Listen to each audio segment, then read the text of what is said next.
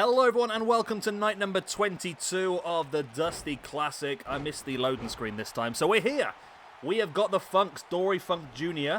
and Terry Funk going up against Earthquake and Typhoon. Terry Funk is the guy with the blue trunks with the stars on the front. Dory Funk Jr. is the blue trunks without the stars. Of course, Earthquake is the big man in the blue with Earthquake written across his gut. And Typhoon is the big man with a red, with Typhoon written across his gut. So everyone's formally introduced now. It's going to be an interesting match. I feel like Earthquake and Typhoon are definitely going to have a strength advantage, of course, and a size advantage, of course. But the Funks are, I believe they're from Texas. They're proper fighters. They're not going to stop. They're not going to stop until they physically have nothing left in the tank to give. And I think that could be an advantage for them. So after this episode, after this match in this episode, we'll have Public Enemy, Rocco Rock, and Johnny Grunge. They will go up against the team of the Rock and Sock Connection, of course, the Rock and Mankind. So lots of action to come for you here as the Funks working together here on Earthquake. Very wise. They've got rid of Typhoon. They're now trying to take down one man. Dory Funk Jr. going into a quick pin here on Earthquake. Only a 2 count. Yeah, Earthquake and Typhoon are going to be a very interesting team. I would like to use them some more in this as well.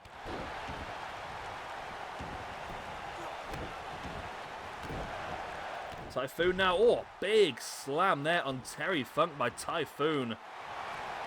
And now dropping his body weight across the arm. That's a lot of body weight to drop across the arm as well. Typhoon catches Dory Funk in the spine.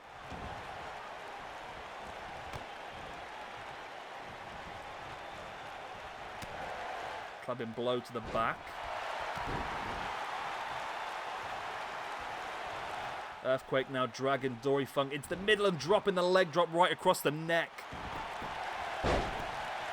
But Typhoon was too busy taunting on the corner to help his teammate and block off the break of the pin.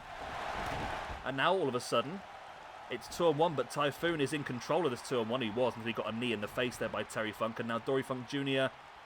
just very old school here, just raking the face of Typhoon across the top rope. Of course, those ropes, they look springy, but they're not. They're woven steel wrapped in electrical tape. It is very, very painful.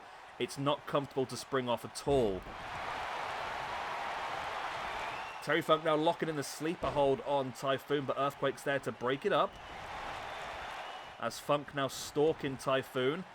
He's got him locked in. He got him up into the pile driver. Wow, big maneuver, the pile drive by Terry Funk on Typhoon.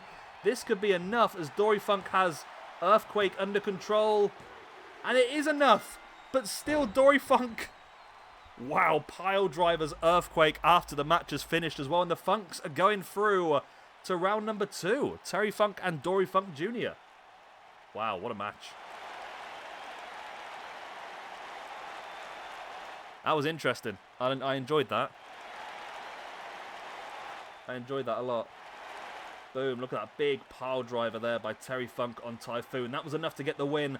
But while he was going for the pin and got the free count, Dory Funk Jr. decided to pile driver Earthquake as well, just for good measure, just to make sure. And there we go. The Funks are going round. The Funks are going through to round number 2.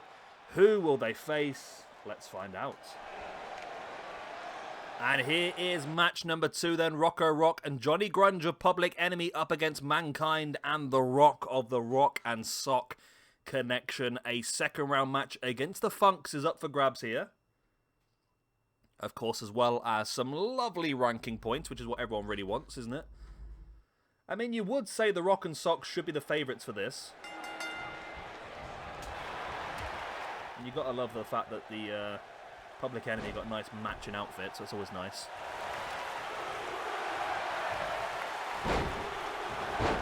So we've got, obviously, you know which one the Rock and Mankind is, I should imagine. The Rock is the one, of course, with the Brahma Bull on the back of his trunks.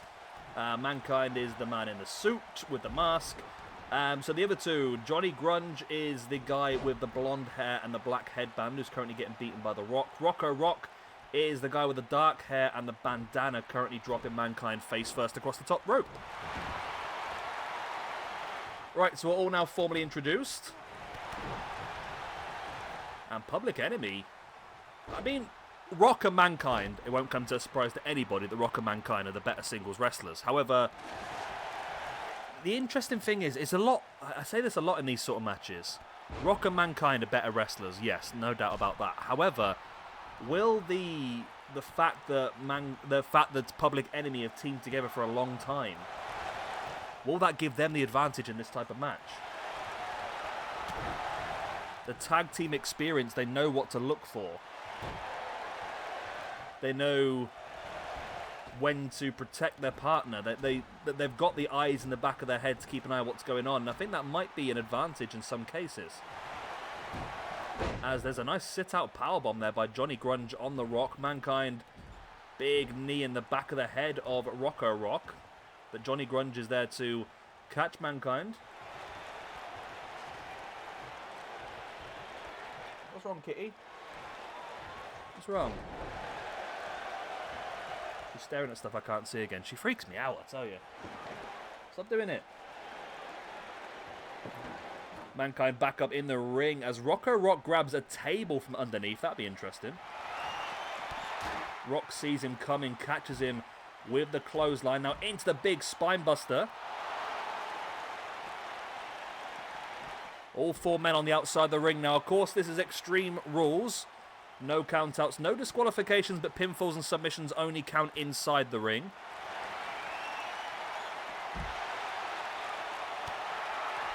Nice knee in the head there by the Rock on Rocco Rock, then into the Rock bottom. But again, it's on the outside of the ring.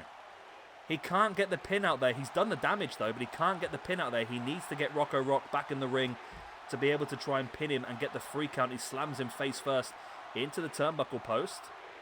And again, head first into that turnbuckle post. As Johnny Grunge now just powerbombs Mankind on the outside.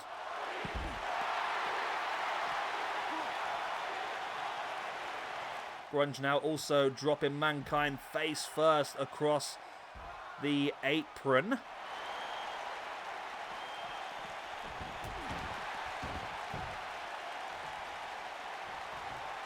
What is the plan here? Rocco Rock trying to... Rocco Rock suplexing the Rock. Let's get confused about the whole thing. Johnny Grunge in firm control of Mankind in the middle of the ring as well, which is interesting. You would not have expected that. Powerbomb by Rocco Rock on the Rock. Snap suplex there by Mankind and Johnny Grunge inside the ring. It's actually a lot more of an even match than I expected. I thought this could be a bit of a squash here for Rock and Mankind. That's definitely not the case. Mankind now up on the top, and Johnny Grunge brings him out with a powerbomb from the top rope. That's brutal. Mankind in some real trouble here, you know. Real trouble. Johnny Grunge goes for the pin. Rocco Rock has the Rock in a neck breaker. No. No way. Public Enemy has just knocked out the Rock and Sock connection. Public Enemy. ECW's own Public Enemy. And that's what I said earlier on. The Rock and Mankind are definitely the better singles competitors. But when it comes to tag team wrestling, it's a different ball game. And Public Enemy have shown us that here today. They had the ball game completely under their control. And that is a big surprise for me. Very big surprise. And there we go then. There we go. Victory for Public Enemy. They move on to round number 2 to face off against the Funks. Rock and Sock are eliminated. Well, there we go. That's the end of day 22 of the Dusty Classic. Tomorrow, we will have for you the Eliminators, Perry Saturn and John Cronus versus Proud and Powerful, Santana and Ortiz. We will also have the Gangsters, New Jack and Mustafa Saeed, going up against the Outsiders, Kevin Nash and Scott Hall. So that's it for today. Hope you've enjoyed. Of course, if you have, like, subscribe, that other good stuff, and I will see you again tomorrow for some more Dusty Classic. Good night.